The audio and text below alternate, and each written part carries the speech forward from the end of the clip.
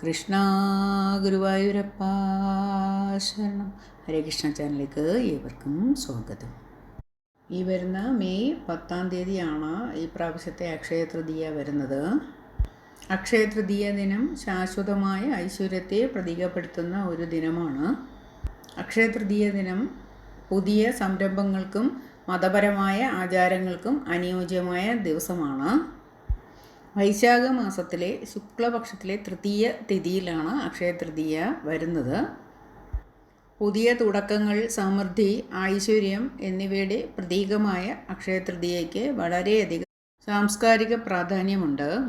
അക്ഷയ തൃതീയ ദിനം ഐശ്വര്യം കൊണ്ടുവരുമെന്നാണ് വിശ്വാസം. ഈ ദിവസം ചില കാര്യങ്ങൾ വിശ്വാസത്തോടെ ചെയ്യുന്നതും വസ്തുക്കൾ വാങ്ങുന്നതും എല്ലാം ഗൃഹത്തിൽ ഐശ്വര്യവും സമൃദ്ധിയും കൊണ്ടുവരും. സാധാരണ അക്ഷയ തൃതീയ എന്ന് നാം കേൾക്കുമ്പോൾ ആദ്യം മനസ്സിൽ വരിക സ്വർണ്ണക്കടകളുടെ പരസ്യവും സ്വർണം വാങ്ങിക്കാനുള്ള ദിവസവും എന്നുള്ളതാണ്. ഈ ദിവസം സ്വർണം വാങ്ങിയാൽ ഐശ്വര്യമെന്ന് പൊതുവായി അറിയാവുന്ന കാര്യവുമാണ്. നമുക്ക് ആകെ അറിയാവുന്നത് അക്ഷയ തൃതീയ ദിവസം സ്വർണം വാങ്ങുന്നതാണ് നല്ലത് എന്നതാണ്. എന്നാൽ ഇതല്ലാതെ വളരെ പ്രാധാന്യമുള്ള കാര്യങ്ങളുണ്ട്. അക്ഷയം എന്നാൽ ക്ഷയം ഇല്ലാത്തത് എന്നാണ് അർത്ഥമാക്കുന്നത്. അക്ഷയ തൃതീയ ദിനത്തിൽ ഈശ്വര കടാക്ഷം നമുക്ക് ലഭിച്ചാൽ സമ്പത്തിനോ ഐശ്വര്യത്തിനോ ആരോഗ്യത്തിനോ യാതൊരു കോട്ടവും സംഭവിക്കില്ല എന്നാണ് വിശ്വാസം.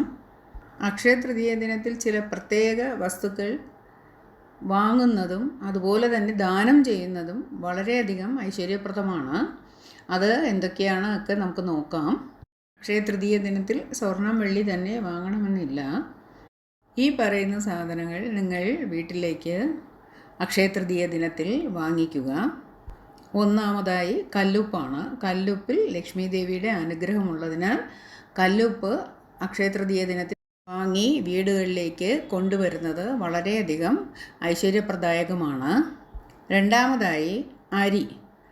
കുറച്ചെങ്കിലും അരി മേടിച്ച് നമ്മൾ അക്ഷയ തൃതീയ ദിനത്തിൽ തന്നെ വീട്ടിൽ കൊണ്ടുവരേണ്ടതാണ്.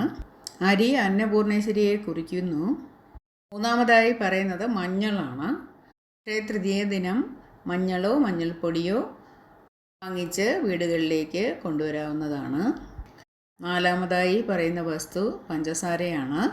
പഞ്ചസാര അക്ഷയ തൃതീയ ദിനത്തിൽ മേടിച്ച് വീടുകളിലേക്ക് കൊണ്ടുവരുന്നത് വളരെയധികം ഐശ്വര്യപ്രദായകമാണ്. പഞ്ചസാര മേടിക്കാത്തവർ മധുരമുള്ള പഴങ്ങൾ മേടിച്ചാലും മതിയാകും. ഈ പറഞ്ഞ സാധനങ്ങൾ നാം അക്ഷയ തൃതീയ ദിനത്തിൽ വാങ്ങിച്ച് വീടുകളിലേക്ക് കൊണ്ടുവരാവുന്നതാണ്.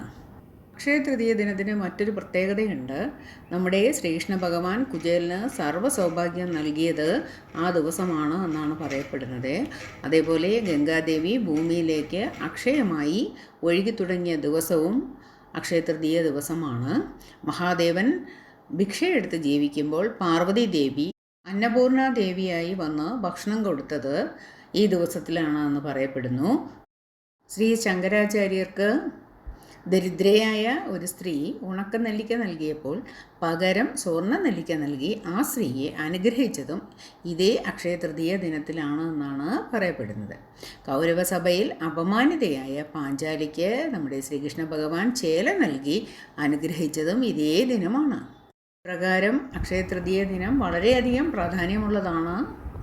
ആയതിനാൽ നേരത്തെ പറഞ്ഞ 4 വസ്തുക്കൾ നാം അക്ഷയ തൃതീയ ദിനത്തിൽ മേടിച്ച് വീടുകളിൽ കൊണ്ടുവരുന്നത് സകല ഐശ്വര്യത്തിനും കാരണമാകും.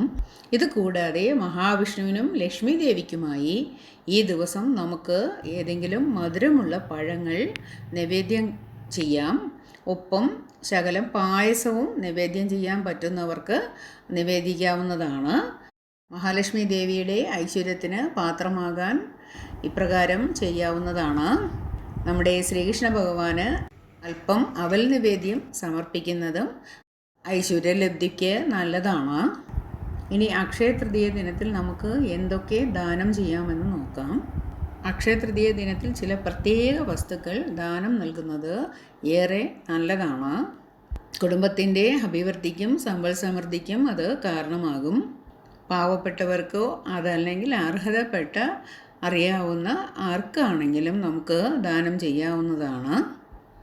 അരി, ഗോതമ്പ്, പയറുവർഗ്ഗങ്ങൾ ഇവ ദാനമായിട്ട് കൊടുക്കാവുന്നതാണ്. കൂടാതെ മധുര പലഹാരങ്ങളും നമുക്ക് ദാനമായി കൊടുക്കാവുന്നതാണ്. ഈ അക്ഷയ തൃതീയ ദിവസത്തിൽ നാം പായസ നൈവേദ്യം ചെയ്യുന്നുണ്ടെങ്കിൽ ആ പായസവും മറ്റുള്ളവർക്ക് നൽകുന്നത് വളരെയധികം ശ്രേയസ്കരമാണ്. അപ്രകാരം ചെയ്യുന്നതും ദാനത്തിൻ്റെ ഭാഗമായി വരുന്നതാണ്. അക്ഷയം എന്നാൽ ക്ഷയമില്ലാത്തത് എന്നാണ്.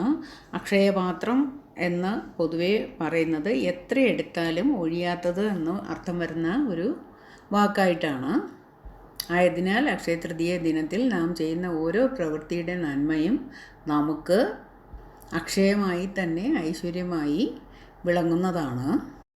ഐശ്വര്യത്തിൻ്റെയും സമ്പത്തിൻ്റെയും ദേവതയായ മഹാലക്ഷ്മി ദേവിയുടെയും നമ്മുടെ ശ്രീകൃഷ്ണ ഭഗവാന്റെയും ശ്രീ മഹാദേവൻ്റെയും അനുഗ്രഹം ഏവർക്കും ഈ ഐശ്വര്യത്തിൻ്റെ അക്ഷയ തൃതീയ ദിനത്തിൽ ഉണ്ടാകട്ടെ എന്ന് പ്രാർത്ഥിക്കുന്നു. ഹരേ കൃഷ്ണ. സർവം കൃഷ്ണാർപ്പണമസ്തു.